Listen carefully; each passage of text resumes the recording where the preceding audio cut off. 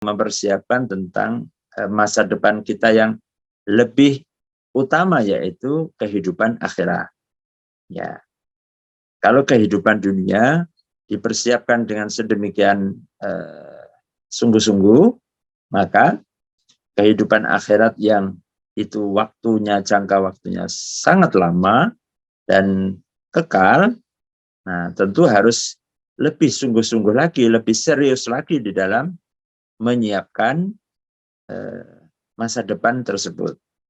Nah, inilah yang kadang-kadang banyak orang terlupakan, banyak orang lupa. Dia menumpuk-numpuk, dia bersungguh-sungguh untuk mempersiapkan masa depannya di dunia, tetapi dia lupa, tidak mempersiapkan masa depannya untuk di akhirat. Ya, mempersiapkan masa depan anaknya, cucunya, nanti sekolahnya, kuliahnya, bahkan rumahnya, semua disiapkan.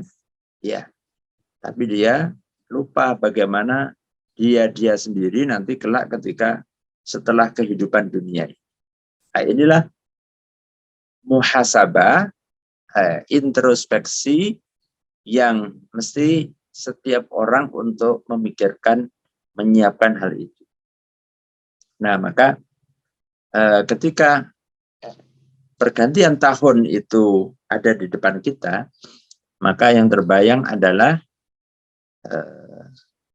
apakah persiapan yang sudah saya lakukan selama ini sudahkah cukup, ya, ataukah masih jauh dari harapan yang dicita-citakan, ya. Nah, ini yang akan kemudian supaya memotivasi kita untuk lebih di masa yang akan datang, untuk lebih bersungguh-sungguh lagi, untuk lebih keras lagi di dalam mempersiapkan diri, mempersiapkan bekal untuk hari esok kita. Sayyidina Umar ibn Khattab radhiyallahu anhu mengatakan, hasibu anfusakum qabla an tuhasabu. Ya, hendaklah kalian selalu berintrospeksi, bermuhasabah, ya, menilai, melakukan evaluasi diri, ya, terhadap diri kalian sebelum kalian nanti akan dievaluasi oleh Allah Subhanahu wa taala, akan dimuhasabah oleh Allah Subhanahu wa taala, yang pastinya muhasabah Allah, evaluasi Allah itu lebih pasti detail, lebih jeli, ya. Nah, ini maka muhasabah itu sangat penting sekali bagi kehidupan setiap pribadi orang beriman. Bapak Ibu yang dirahmati Allah Subhanahu wa taala. Termasuk juga di antaranya adalah muhasabah kita ketika kita menitipkan, ya, putra-putri kita, anak-anak kita di sekolah Al-Khairat ini, ya.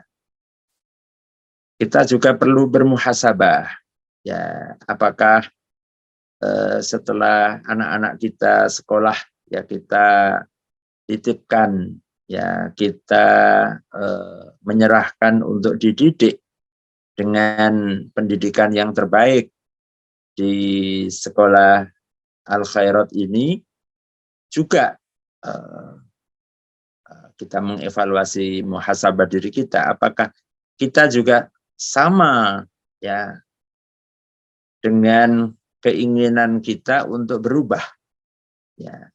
Jangan sampai kalau kemudian kita ingin anak-anak kita baik, tapi diri kita tidak mau berubah menjadi baik, ya. Jadi harus seimbang, ya. Kan pengen anaknya jadi soleh, pengen anaknya jadi solihah, pengen anaknya jadi orang yang berakhlak baik, berbudi pekerti, baik, mulia. Nah, maka hendaknya juga kita bermuhasabah. Mari kita juga sama, mari kita berbenah.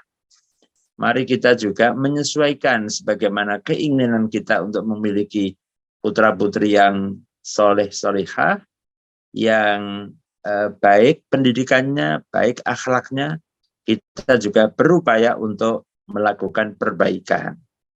Ya. Nah, bagaimana kita melakukan perbaikan itu? Ya, dimulai dari niat. Ya, dimulai dari niat, karena orang yang tidak pernah punya niat, ya punya keinginan untuk memperbaiki diri, ya tidak akan pernah baik dirinya. Dia tidak akan melakukan upaya-upaya untuk perbaikan. Tapi kalau niatnya sudah kuat, ya maka jalannya nanti akan terbuka, ya akan ditunjukkan. Jalannya di hadapan terbuka lebar, kalau niat tidak ada, tetap saja. Ya, orang walaupun rumahnya di depan masjid, kalau dia tidak ada niat untuk sholat di masjid berjamaah, ya dia tidak akan ke masjid. Gitu. Ya, sama halnya kayak ada orang Mekah ya. Ya orang Mekah tinggal di Mekah, hidup di Mekah gitu. Ya, kalau dia tidak ada niat haji sampai mati dia nggak haji.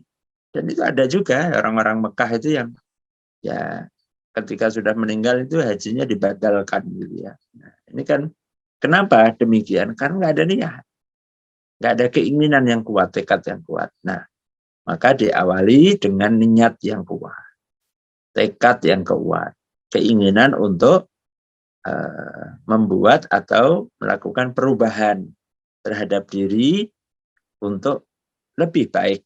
Ya, kalau sebelumnya sudah baik, ya ditingkatkan lagi, dipertahankan kebaikannya, ditambahkan ya menjadi lebih baik lagi. Kalau merasa selama ini mungkin kurang baik, nah mari peluang untuk memperbaiki, memulai memperbaiki diri. Bapak Ibu rahimakumullah, inilah misi yang dilakukan oleh para nabi. Para nabi itu diutus untuk memperbaiki, untuk membuat akhlak manusia menjadi lebih baik lagi. Ya, innama bu'itsu liutammima makarimal akhlak. Ya. Nah, ketika tidak sinkron ya antara apa yang ada di sekolah dengan di rumah ya. Mohon maaf, umpamanya kalau di sekolah di Al-Khairat itu selalu oleh ustadz-ustadzah ditanamkan ya, semangat untuk beribadah ya.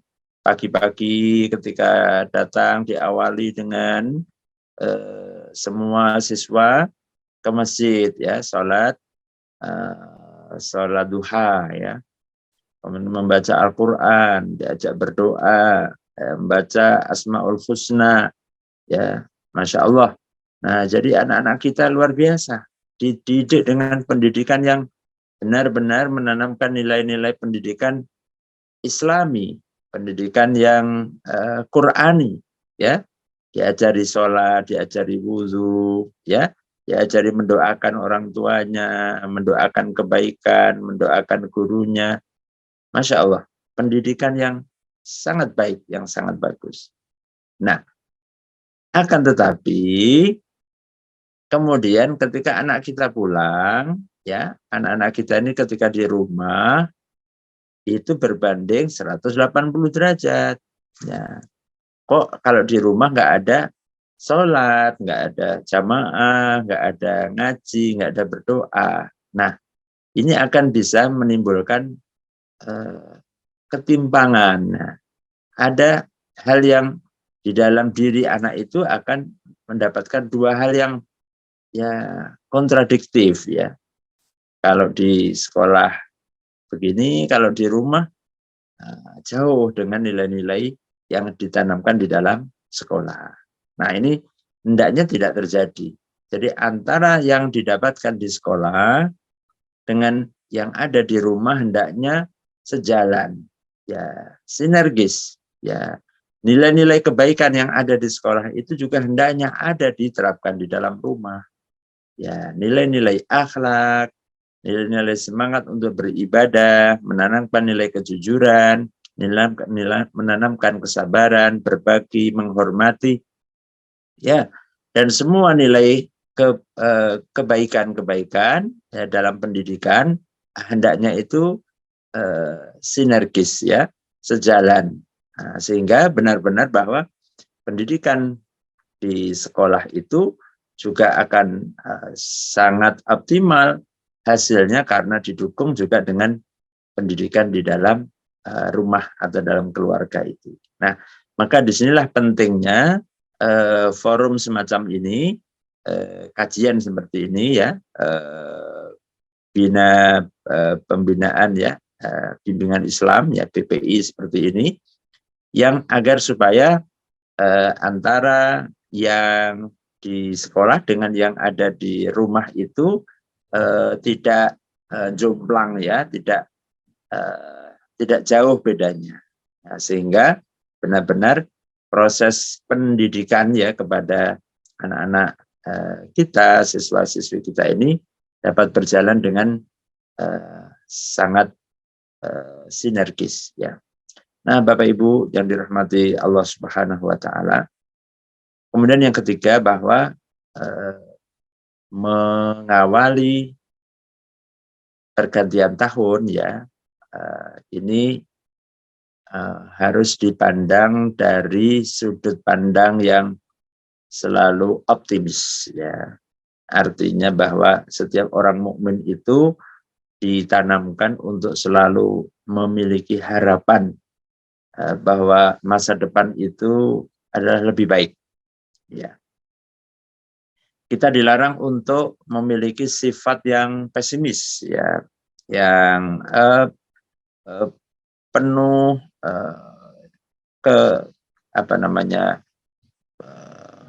orang yang tidak punya harapan, orang yang keputusasaan ya. Nah, sehingga hal itu akan mengurangi semangat kita di dalam bekerja, di dalam beraktivitas, dalam melakukan aktivitas yang produktif ya. Nah, ini harus ditanamkan. Nah, meskipun ya kadang-kadang kita mendengar ya ada para ekonom, para ahli untuk bahwa nanti tahun depan ini akan diprediksi akan ada resesi, akan ya itu prediksi-prediksi secara matematika ya, secara hitung-hitungan manusia. Tapi sebagai orang beriman itu kita ditanamkan ya, apapun kondisinya, kita itu harus selalu berharap bahwa hari esok itu insya Allah lebih baik. Ya, nah, Quran mengajarkan kepada kita inna ma'al usri yusra. Ya, sesungguhnya dalam kesulitan itu pasti ada kemudahan. Orang yang dalam posisi yang sulit ya itu saja masih punya harapan. Ya, akan ada kemudahan. Nah, apalagi kita ini juga nggak sulit-sulit banget gitu ya. Tidak dalam posisi yang teramat sulit. Ya kita alhamdulillah bersyukur kepada Allah Ta'ala ya. Hidup di negeri kita ini, coba kita ini nggak ada musim dingin. Hari ini kalau kita ini hidup di negara Eropa, Bapak Ibu sekalian, ya itu kalau orang nggak punya gas, ya nggak punya listrik, itu mati dia kedinginan. Karena suhunya ekstrim, minus 10 derajat. Ya. Orang kalau nggak ada pemanas di rumahnya, nah itu orang bisa mati. Ya, mati kedinginan. Nah, sebagaimana di Amerika juga jumlah tunawisma yang meninggal akibat cuaca dingin ini ratusan ya. Nah, ini alhamdulillah kita ini hidup di negeri kita nggak ada musim dingin ataupun musim panas yang sangat seperti di Timur Tengah ya. Kita sepanjang tahun ya sedang-sedang saja ya. Di Katulistiwa ini luar biasa. Nah, apalagi kita yang tidak dalam kesulitan yang sedemikian ya. Nah, maka kita harus lebih punya harapan optimisme bahwa masa depan kita insya Allah biiznillah dengan pertolongan Allah akan lebih baik. Nah, dan itu yang harus selalu ditanamkan bagi pribadi seorang mukmin. Maka ketika kita memulai usaha atau kita memulai apapun, kita yakin ala inna nasrallahi qarib, pertolongan Allah itu dekat. ya pertolongan Allah, bantuan Allah itu pasti akan asalkan kita memenuhi syarat-syaratnya, ya. Jika kita mendekat kepada Allah, kita selalu mohon kepada Allah Subhanahu wa taala, ya. Kita selalu mendekatkan diri, maka insya Allah kita akan merasa dekat dengan Yang Maha Kuasa. Kita akan selalu dekat dengan pertolongan. Nah, Bapak Ibu sekalian rahimakumullah. Kemudian yang keempat, ya, bahwa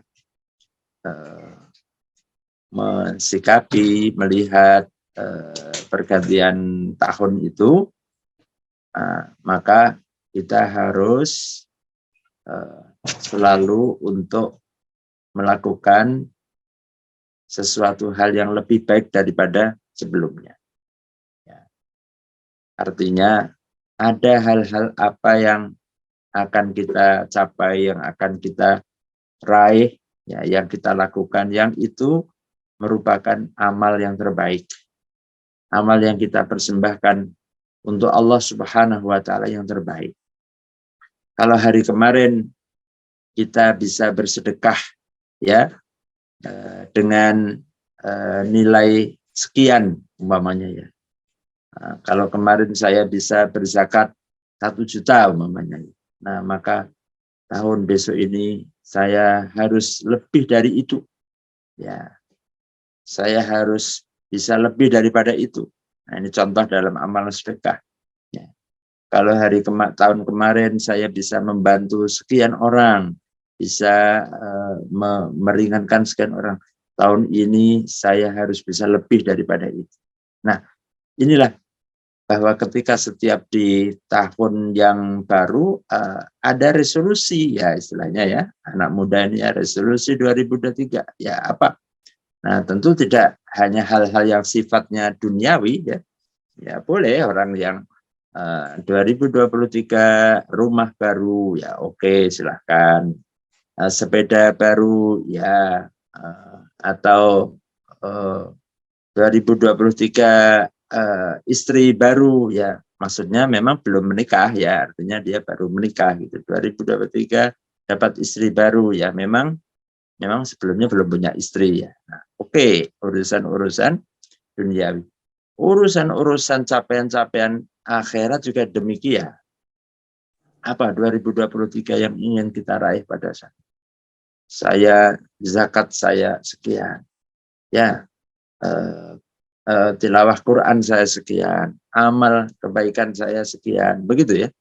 Nah, anak yatim yang saya bantu tahun ini harus lebih banyak daripada tahun kemarin. Nah, demikianlah ketika kemudian orang itu hari ini lebih baik daripada hari kemarin dan hari esoknya lebih baik daripada hari ini. Itulah orang yang beruntung, ya, orang yang mendapatkan keberuntungan. Dan itu mesti kita buat, ya, kalau perlu kita tulis apa hal yang ingin kita capai di tahun ini.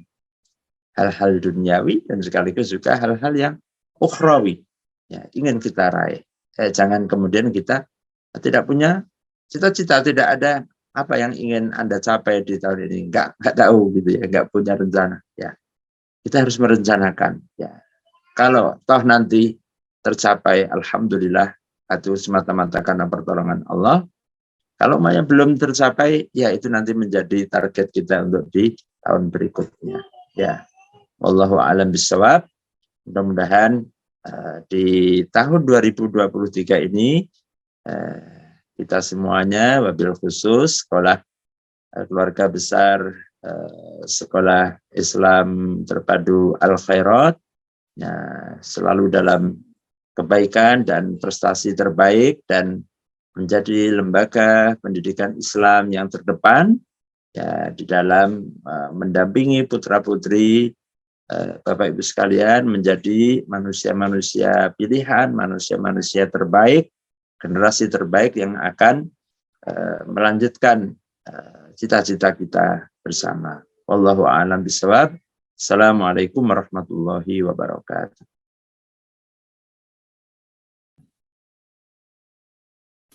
Waalaikumsalam warahmatullahi wabarakatuh. Jazakumullah khairan kasiran kepada Ustadz Hudori atas penyampaian materinya. Semoga ini adalah sarana kita untuk meningkatkan keimanan kita, kualitas keimanan kita dan keilmuan kita, bahwasanya kita untuk senantiasa menghargai waktu, okay? Kita harus senantiasa memanfaatkan waktu sebaik-baiknya dengan yang hal-hal yang positif, hal-hal yang berguna, sebagaimana juga dalam pepatah mengatakan al waktu athmanu minad dahab, waktu itu lebih berharga daripada emas, gitu nggih. Bapak Ibu hadirin yang dirahmati oleh Allah Subhanahu wa taala, memasuki acara berikutnya yaitu tanya jawab. Kami dari panitia membuka 2 penanya. Oke, monggo bisa langsung ditanyakan atau nanti bisa chat, nanti kami bacakan. Monggo silahkan kepada Bapak Ibu untuk pertanyaan kepada Ustadz kita. Silahkan, 2 penanya saja.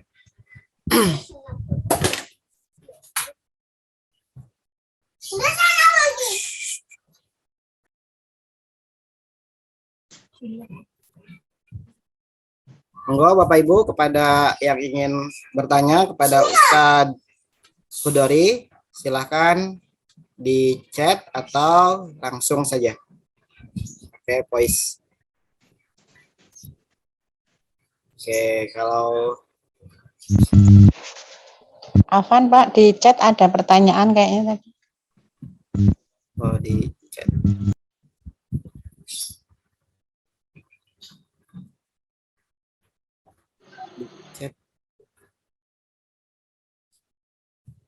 D. Oke, Ustaz, itu pertanyaannya yang tadi ditanyakan adalah surat apakah saja tadi yang dijelaskan sama Ustaz. Oh ya, banyak ya ayat suratnya tadi ya. Ya, diantaranya ada surat Al-Hasyr ya. Di surat Al-Hasyr ayat berapa ya? 9 atau 13 ya. Coba nanti dicek. Ya. Kemudian tentang tadi yang saya sampaikan yang meninggal itu ya. Saya kurang tahu apakah beliau Ustadz namanya Ustadz Wahyu Tejo ya. Joko Karyana, beliau saya tidak tahu apakah adiknya Ustadz Wahyu Wijayanto ya. Nah, saya kurang tahu. Tapi yang jelas tinggalnya di dekat Masjid Joko Karyan ya. Dan beliau juga adalah muazin ya, dan kadang imam di Masjid Joko Karyan ya. Sahabat saya, beliau pembimbing umroh juga di salah satu di Jogja ya. Oke, terima kasih Ustaz atas jawabannya. Tadi ya ada beberapa surat, ada Al-Asr dan ada surat Ad-Duha tentang ya, oke. Tadi surat-suratnya ya. Terus Ustaz, ini ada pertanyaan lagi. Ustaz, ada tips agar kita bisa istiqomah dalam menjalankan kebaikan di tahun 2023 ini? Ya, tipsnya pertama, istiqomah ini supaya selalu kita pertahankan ya di dalam istiqomah dalam kebaikan ya. Pertama adalah lakukan kebaikan itu dengan secara terus-menerus, tidak berlebih-lebihan. Ya, jadi kadang-kadang ada orang yang karena semangatnya ya, karena ghirohnya terlalu tinggi gitu sehingga berlebihan. Saking semangatnya puasa gitu ya, puasa terus nggak berhenti puasa.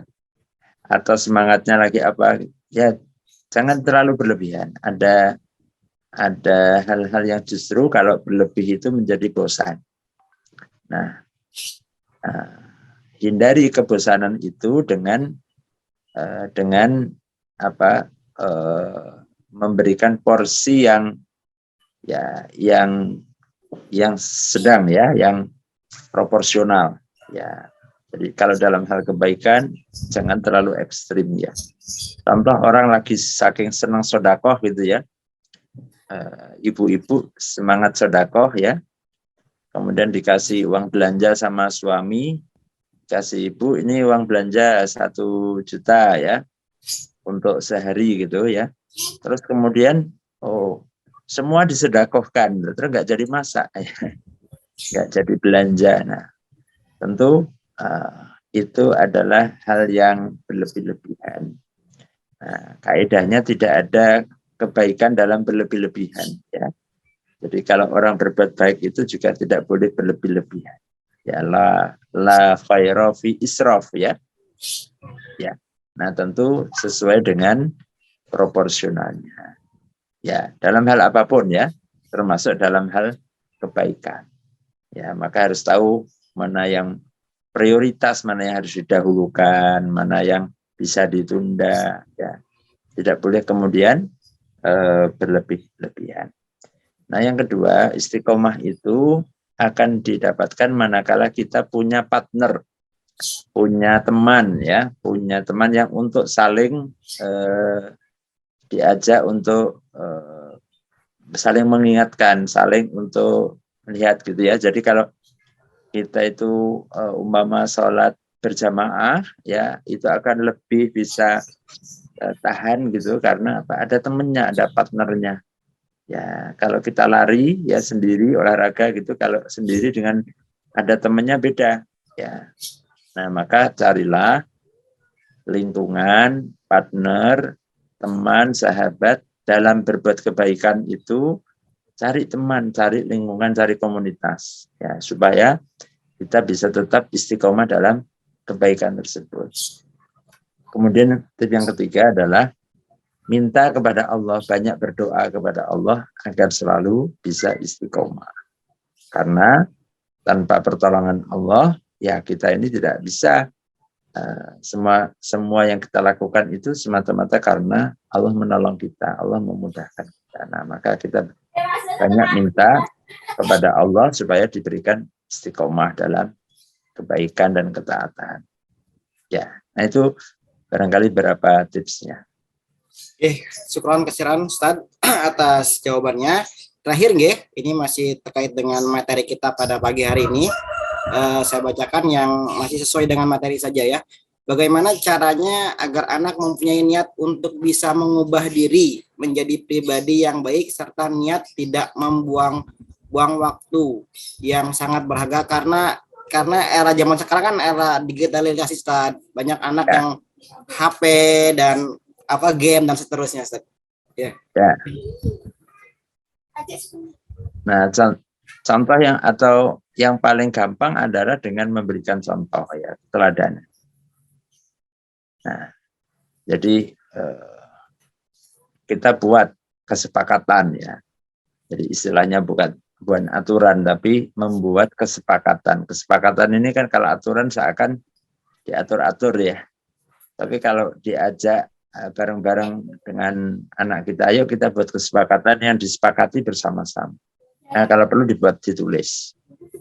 Kapan kita anak-anak boleh membuka HP, kapan waktunya. Nah, mereka sendiri, ayo buat waktu kesepakatan. Nah, kemudian kalau itu sudah disepakati, ya terus dilaksanakan. Dan juga tentu orang tua juga memberikan contoh keteladanan. Ya, jadi ada waktu-waktu yang di saat umpama antara mulai maghrib sampai jam 8 atau sampai waktu pelajaran ya, jam belajar, maka HP ditaruh gitu ya. Nah, yang repot kalau sekarang ini ustadznya pakai ngasih tugasnya lewat HP ya, pakai Google Form. Jadi repot ya. Oke, nah ini, tapi sekarang insya Allah sudah lebih normal ya. Tidak kayak di era kemarin waktu COVID pandemi yang tiap hari harus menelengi HP, padahal kadang-kadang anak-anak lebih suka buka game daripada ngerjain tugas dari sekolah. Nah, jadi dibuat kesepakatan, dibuat semacam agreement ya, perjanjian dengan mereka. Nah, dan dengan keteladanan. Nah, insya Allah itu bisa sedikit demi sedikit ya kita mengurangi ya. Kalau sekarang ini umpamanya anak tidak pegang HP itu kayaknya agak sulit sekali. Memang ada ya keluarga yang memang sama sekali no HP, ya, sama sekali tidak HP. Tapi saya kira kalau mungkin Bapak Ibu belum siap, nah itu nanti bisa malah justru keluarganya bisa broken itu ya, gara-gara kalau belum siap ya. Yang penting adalah untuk bagaimana mengelola ya. Ada saatnya kapan boleh memakai, boleh pegang. Ya. Ada saatnya kapan harus HP itu ditaruh. Nah ini jangan sampai kemudian yang kecanduan ya. Kalau sudah kecanduan itu agak sedikit repot ya. Teman-teman yang punya putra-putri yang kecanduan game atau permainan di HP itu, sampai-sampai dia orang tuanya itu oleh ke konsultasi ke seorang psikolog ya. Nah itu sampai ibunya yang asalnya kerja itu disuruh berhenti, Bu, kalau pengen anaknya nanti sembuh, ibu berhenti dulu bekerja. Ya, anak itu harus didampingi. Gitu. Sampai ibunya ngalah, berhenti bekerja untuk supaya anaknya itu sembuh dari ketergantungan terhadap game ya, game online HP itu. Ya, nah jadi ini tentu kembali kepada kita ya. Jadi ini zaman digital seperti ini, maka menjadi orang tua zaman sekarang ini tidak semudah menjadi orang tua zaman dulu. Kalau orang tua zaman dulu itu dicolke anaknya ape-ape. Ya, kenapa? Urung ono HP, urung ono apa. Pol-pole dolanane mung main bola, main kasti, ya, main kelereng gitu ya. Nah, sekarang lain menjadi orang tua sekarang ini dengan dunia yang sedemikian maju ini, lebih tantangannya lebih berat lagi. Nah, maka kita pun juga menyesuaikan. Wallahu a'lam. Demikian Ustaz. Syukur Ustaz dari atas pencerahannya untuk kami semua. Mohon maaf Bapak Ibu yang bertanya di kolom chat belum bisa kami jawab satu persatu karena waktunya sudah hampir selesai. Dan insya Allah nanti kita akan bertemu kembali di bulan depan ya, di BPI bulan depan dengan tema yang berbeda. Terakhir kita tutup pengajian kita pada pagi hari ini dengan membaca hamdalah dan doa kafatul majelis. Alhamdulillahirabbil alamin. Subhanakallahumma wa bihamdika asyhadu an la ilaha illa anta astaghfiruka wa atubu ilaik. Terima kasih pada Bapak Ibu yang sudah bersedia hadir di Zoom pagi hari ini. Sampai berjumpa kembali. Saya MC Muhammad Imam. Mohon maaf atas kesalahan apabila memiliki perkataan yang tidak sesuai. Mohon maaf. Wabillahi taufiq wal hidayah. Wassalamualaikum warahmatullahi wabarakatuh. Hai sahabat, sudah lihat kan videonya? Masya Allah bukan? Insya Allah videonya bermanfaat ya. Yuk bantu dakwah kami dengan menyalurkan zakat, infak, dan sedekah ke rekening atas nama Gudang Zakat Al Khairat.